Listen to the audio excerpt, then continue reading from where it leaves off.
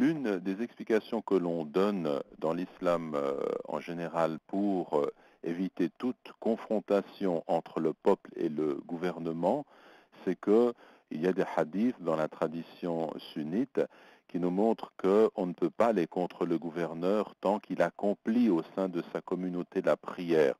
Et donc même si en réalité il se comporte mal, eh bien il a des comportements déviants, tant qu'il accomplit sa prière, il ne faut pas aller contre lui. Pour quelle raison?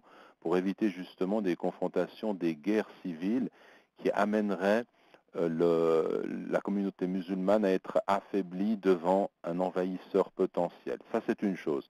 Mais le problème aujourd'hui, c'est qu'on ne peut pas du tout aller dans le sens de cette fatwa, de cet avis juridique qui protégerait des gouvernements illégitimes, dans la mesure où, et ça c'est un point qui est extrêmement important, où nous avons affaire à des régimes qui ont des liens avec l'envahisseur précisément, c'est-à-dire les Américains, les États-Unis, et donc qui établissent ici et là des bases militaires qui s'ingèrent dans les affaires du monde musulman aux dépens des peuples et du droit des peuples à se déterminer.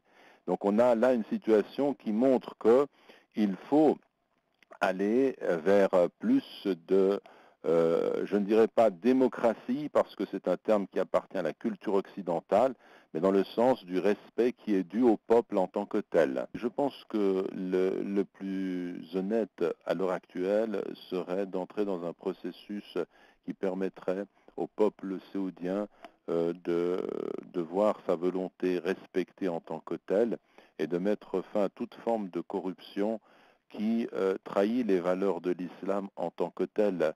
Donc c'est cela qu'il faut rechercher.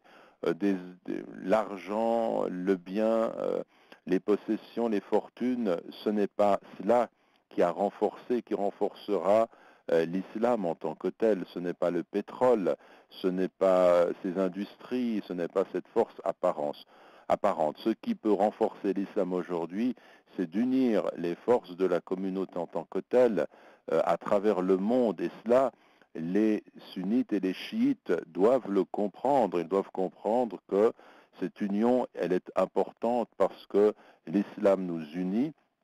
Et en tant que tel, il faut aller dans le sens du respect des valeurs de l'islam. L'islam, c'est la soumission à Dieu et c'est la fraternité en Dieu. Et donc ces valeurs-là, cette union, elle n'a été établie que par cet engagement sincère en vue de l'obtention de l'agrément de Dieu. Ce n'est pas le pétrole qui peut acheter, l'argent du pétrole qui peut acheter un tel état, si l'on peut dire, au niveau des sentiments, au niveau de l'engagement des musulmans.